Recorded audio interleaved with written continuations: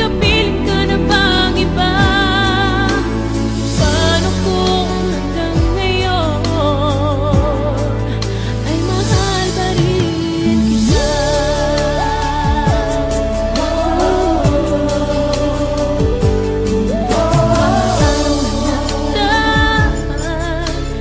Naalala ang nakaraan nung ako ba'y iyong hinahagan.